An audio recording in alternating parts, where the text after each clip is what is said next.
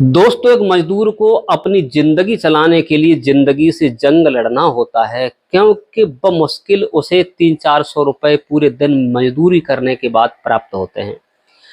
और मजदूरी मिलने के बाद बच्चों की पढ़ाई लिखाई करनी होती है, कमरे का किराया देना होता है, महंगाई चरम सीमा पर होती है। तो मजदूर क्या कर सकता है दोस्तों?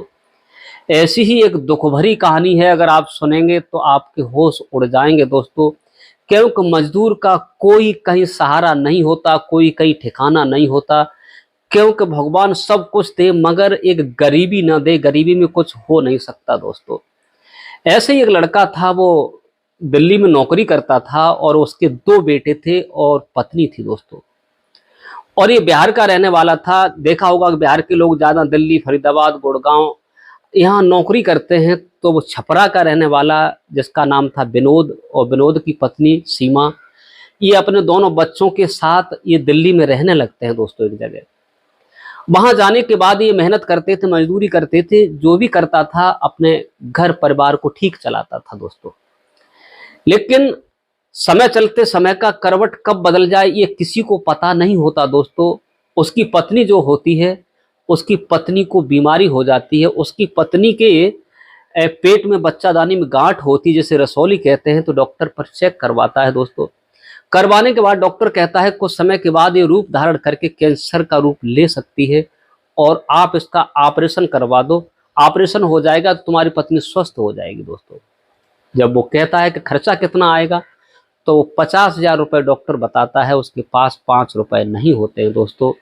मगर इसी गम में बैठा हुआ होता है, तभी एक लड़की आती है, नौजवान, और उसे 50,000 रुपए देती है और कहती है कि तुम्हें मेरे साथ एक रात गुजारनी होगी, ये 50,000 रुपए हम आपको देंगे दोस्तों। आखिरकार वो लड़की कौन होती है तो एक रात गुजारने के 50,000 रुपए देती है और उसकी पत्नी का इलाज होता है दोस्तों। नमस्कार, प्रणाम, मैं हूं प्रेम यादव। ये जो कहानी तो मैं सुनाने जा रहा हूं, बड़ा दुख भरी है, दर्द से भरी हुई कहानी है। क्योंकि भगवान अगर इंसान का जन्म दे तो एक गरीबी ना दे, क्योंकि गरीब का कोई मोल नहीं होता, कोई तोल नहीं होता दोस्तों। गरीब आदमी की जिंदगी एक बिल्कुल जिंदगी नहीं होती है, उसकी कोई वैल्यू नहीं होती, कहीं सम्मान नहीं होता दोस्तों।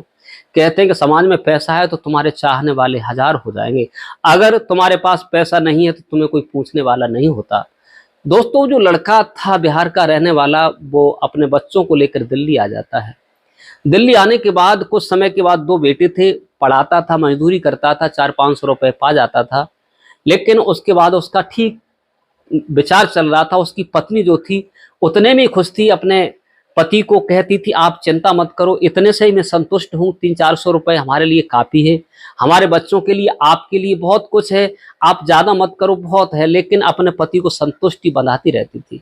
लेकिन वो बहुत नेक थी दोस्तों। समय चलते कहते हैं कि समय का कोई खेल, समय का कोई मोल नहीं होता।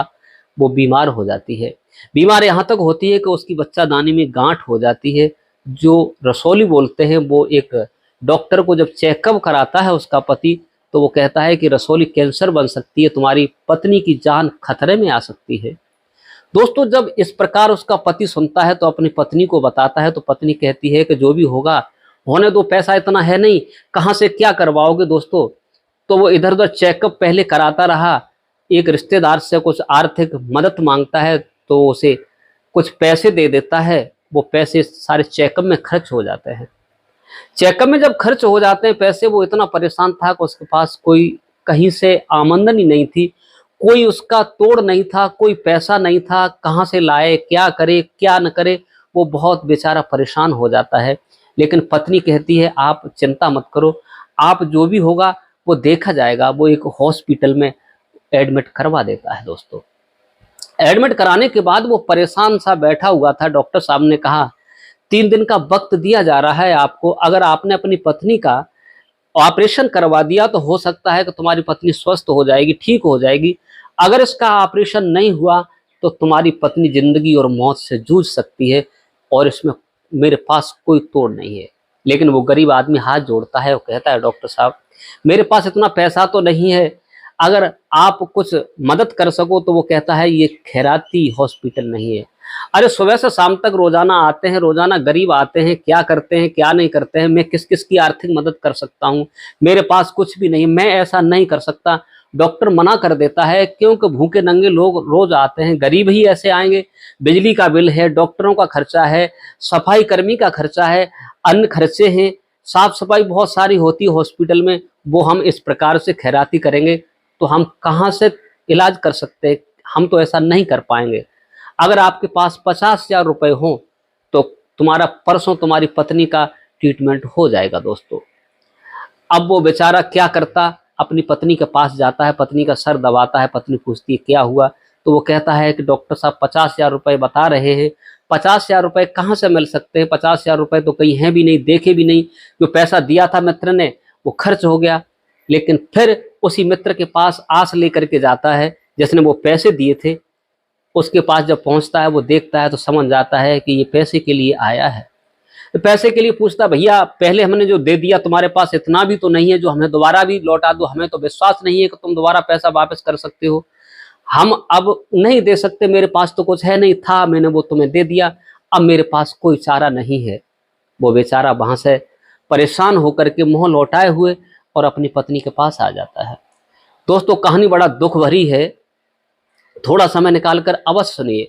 अब वो अपनी पत्नी के पास आ जाता है, पत्नी जब पूछती है क्या हुआ तो वो रोने लगता है, पत्नी धीर बंधाती है और कहती है जो होना है परमात्मा को मंजूर है, मैं मर जाऊं तो मर जाने देना, लेकिन तुम हाथ किसी पर मत फैलाना, किसी से मत मांगना है तो उस ऊपर वाले से मांगना। अपनी पत्नी को एडमिट करता है, डॉक्टर से कहता है साहब मैं इंतजाम कर रहा हूँ, और वो घर जाता है। उसके 2 बच्चे होते हैं, एक पड़ोस में बुढ़िया रहती थी, उनसे कहा मेरे बच्चे को देखे रहना और इनको भोजन पानी की व्यवस्था करना, लेकिन बुढ़िया कहती है बेटा तुम भी खाना खा लो, लेकिन वो झूठ बोल देता है, माँ मैं वहाँ खा करके आया, बेचारा खा के नहीं आया था, 2 दिन हो गए थे, निवाला पेट में नहीं गया, क्योंकि पत्नी की चिंता सताए जा रही थी, सोच रहा था कि अगर हमारी पत्नी मिल गई तो हमारा घर बर्बाद हो जाएगा, पत्नी नहीं मरनी चाहिए, अगर हमारी पत्नी जिंदा बनी रहेगी तो बच्चे भी हमारे आगे बढ़ जाएंगे। यह सोच समझ करके वो बेचारा, अब उसके दिमाग में कोई बात नहीं आती है, बैठा हुआ सोच रहा था क्या करूं, अब मेरे पास कोई चारा नहीं है, मजदूरी में 300-400 रुपए मिलते हैं और कोई कुछ देने वाला नहीं है। अब मेरे विचार में एक है कि मैं अपनी पत्नी को बचाने के लिए और मैं जा कर के रोड पर भीख, रेड लाइट एरिया जहाँ रेड बत्ती है वहां पर भीख मांगूंगा, हो सकता है कि कुछ न कुछ मुझे मिल जाए। दोस्तों सवेरे वो जाता है जहाँ बत्ती, रेड बत्ती होती है, वहां पहुंचता है। पहुंचने के बाद बड़े बड़े लोग जाते हैं लग्जरी गाड़ियों में, तो वो हाथ फैलाता है और पैसे मांगने की कहता है, तो कोई लोग तो उसे पैसे दे देते हैं, कोई कहते हैं कैसे हट्टा कट्टा घूम रहा है। अरे किसी की माँ मर जाती है, किसी की पत्नी बीमार हो जाती है, किसी की बहनें अनेक होती है, किसी का कुछ होता है, ये सारे हराम खोर होते हैं, तो कोई दुदकार देते हैं और कोई ईमानदार लोग होते हैं उसे पैसे दे देते हैं। उसे सुबह से शाम तक उसे भीख मांगते हो जाती है दोस्तों, उसके हाथ में कुछ पैसा भी लग जाता है। शाम जब होती है 6-7 बजते हैं, जब वो पैसे संभालता है, संभालने के बाद जब वो पैसे गिनता है तो दोस्तों उसके हाथ में लगभग 8-10 हजार रुपए हो जाते हैं। इतनी भीख मांग लेता है अपनी परिस्थिति बता करके, क्योंकि उसके फटे पुराने से कपड़े थे, शरीर भी जर्जर हो रहा था, दाढ़ी रखी हुई थी। वो 10,000 रुपए पाता है तो सोचता है कि 10,000 रुपए हो गए, आज मैंने दिन में भीख मांगी है, अब दिन रात मांगूंगा तो हो सकता है कुछ पैसा ज्यादा हो जाएगा, 2-3 दिन बाकी, आज पहला ही दिन तो है, पत्नी को जाकर के और मैं इलाज करवाऊंगा, डॉक्टर को ये पैसे दे दूंगा। दोस्तों वो दिन रात भीख मांगता है, दूसरे दिन 18-20 हजार रुपए इकट्ठे हो जाते हैं। उसके बाद में शाम को जब पैसे गिन रहा था, एकांत में बैठा हुआ, तभी एक लड़की आती है, नौजवान, बहुत सुंदर होती है, हो सकता है उसका विवाह हो गया, जवान थी। वो आती है, आने के बाद और कहती है भाई आप क्या कर रहे हो, कितना तुमने पैसा पा लिया, तुमने कितना पैसा पाया? बोले मैंने कुछ नहीं पाया, 15-20 हजार रुपए 24 घंटे में पाया है। बोले 15-20 हजार रुपए तुमने पाए, कुछ भी नहीं पाया, मेरा एक काम कर दो, मुझे मालूम है कि तुम्हारी पत्नी बीमार है और तुम्हें सख्त पैसों की आवश्यकता है, अगर हमने तुम्हें पैसा दे दिया तो हो सकता है कि तुम्हारी पत्नी जिंदा बच जाएगी, आप मेरा एक काम कर दो, और वो काम ऐसा है कि आप ही कर सकते हो, मैं तुम्हें 50,000 रुपए देती हूँ, तुम एक रात मेरे साथ गुजार लो, केवल एक रात की 50,000 रुपए मैं तुम्हें देती हूँ, तुम मेरे साथ ऐसा कर सकते हो। लेकिन वो कहता है नहीं, मैं अपनी पत्नी के अलावा दूसरी स्त्री को कभी सपने में भी नहीं देखना चाहता, और मैं पत्नी से इंतहा प्रेम करता हूँ, अपनी पत्नी को छोड़ करके तुमसे लगाव मैं कर नहीं सकता, लेकिन वो समझाती है कि तुम्हारी पत्नी मर जाएगी तो क्या हो जाएगा, एक रात में क्या बनता बिगड़ता है, 50,000 रुपए की जरूरत है, भीख कब तक मांगोगे, अरे आज तुम्हें इतने मिल गए, कल हो सकता है नहीं मिले तो क्या करोगे, पत्नी मर जाएगी फिर हाथ धोकर बैठ जाओगे, एक ही रात की तो बात है।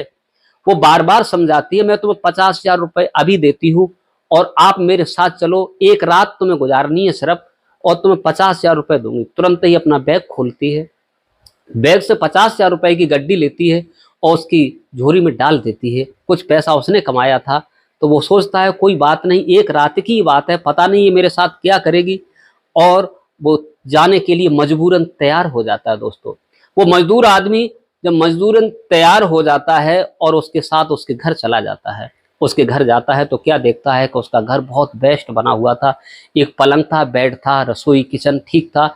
वहाँ बैठता है जाने के बाद, और वो महिला, वो लड़की होती है, वो चाय बना करके लाती है, खाना पीना दोनों ही खाते हैं।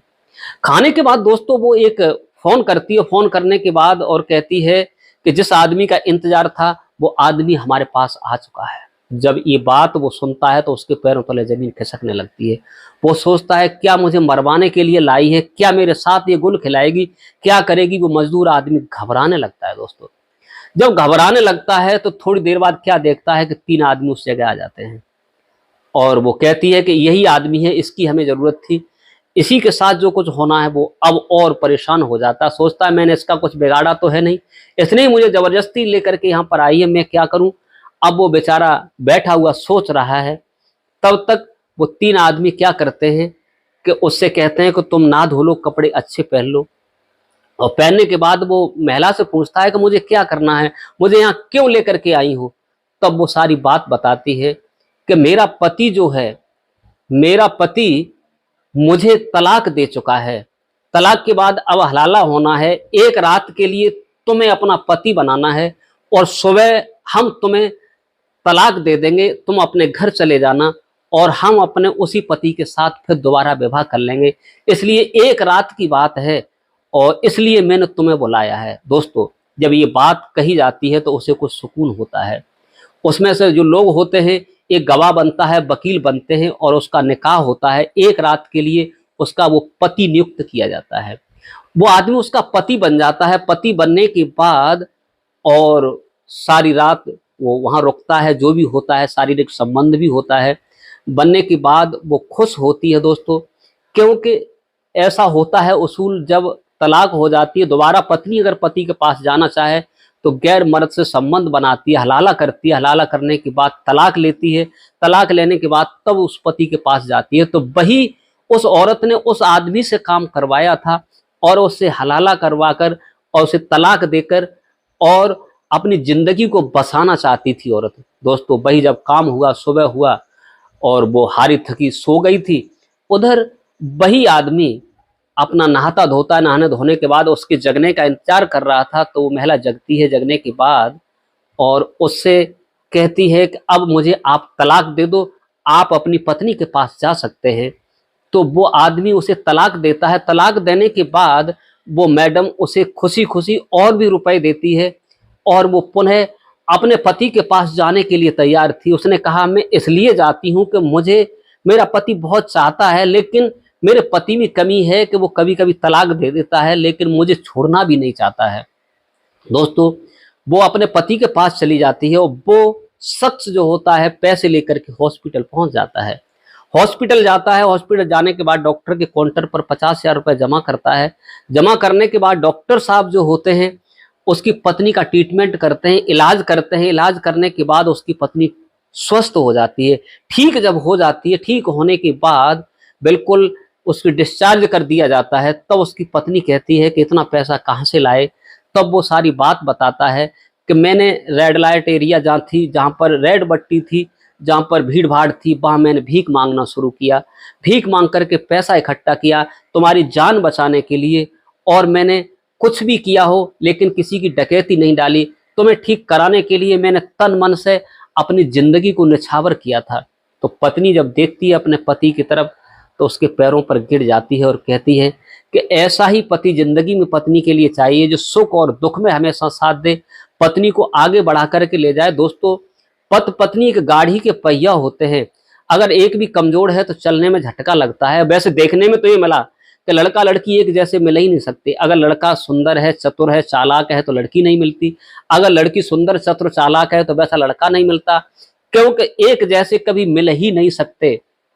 दोस्तों, वही औरत अपने पति के साथ जब अपने बच्चों के पास पहुंचती है, तब वो उसका पति कहता है कि तुम्हारी ही देन है जो आज हम यहाँ तक पहुंचे हैं और आप ठीक हुए हो। पत्नी कहती है कि सब आपका ही दिया हुआ है। दोस्तों, पति पत्नी ही घर को चाहे तो स्वर्ग बना सकते हैं, पति पत्नी चाहे तो घर को नरक बना सकते हैं। जिस घर में स्त्री सुलक्षणी नहीं है, कुलक्षणी है, वो घर बर्बाद हो जाता है, उसमें विनाश होता है, वो घर विपरीत हो जाता है। पति पत्नी को हमेशा तालमेल बना करके ही चलना चाहिए। अगर पति 10 रुपए पैदा करता है और पत्नी उसमें से 8 रुपए खर्च करती है, 12 रुपए खर्च करती है, तो वो घर का विनाश होता है।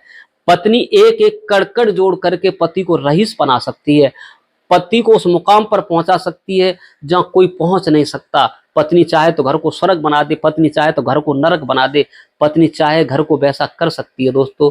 और इस प्रकार से उस महिला ने अपने पति की बात को मान करके घर को स्वर्ग बनाया और घर आगे बढ़ने लगा। कुछ समय के बाद मजदूरी करते हुए वो खुद का मकान बना लेता है और बच्चों के सहित वहीं पर रहने लगता है। दोस्तों, हमारी कहानी कैसी लगी कमेंट करके अवश्य बताइए। इस कहानी को सुनाकर किसी को परेशान करना नहीं है, किसी का दिल दुखाना नहीं है, केवल आप लोगों को जागरूक और सचेत करने का मेरा उद्देश्य है कि पति पत्नी हो तो कभी लड़ाई झगड़ा मत करो, बड़े प्यार से रहना चाहिए। पति पत्नी को ईमानदारी से बर्ताव करना चाहिए, एक दूसरे पर विश्वास करना चाहिए, एक दूसरे पर इंतहा प्रेम करना चाहिए। कहीं कहीं पर खोट न निकले जो कि पति पत्नी में विघटन हो, पति पत्नी परेशान हो। दोस्तों, मेरा कहने का मतलब ये है कि आजकल ऐसी ऐसी लड़कियां हैं जो पति को धोखा देकर भाग आती हैं, चली आती हैं, पति मनाता रहता है, अंत में वो पछताती हैं, फिर धोखा खाती हैं, इधर उधर भटकती रहती हैं, उनका कहीं ठिकाना नहीं लगता है और वो बर्बाद हो जाती है जिंदगी, और जिंदगी को बर्बाद करके बैठ जाती है। दोस्तों, हमारी कहानी कैसी लगी कमेंट करके बस बताइए। इस कहानी को सुनाकर किसी को परेशान करना नहीं, किसी का दिल दुखाना नहीं, केवल आप लोगों को जागरूक और सचेत करने का मेरा उद्देश्य है। आज के लिए बस इतना ही। नमस्कार, जय हिंद, जय भारत। मिलते हैं नेक्स्ट वीडियो में, तब तक के लिए राधे राधे।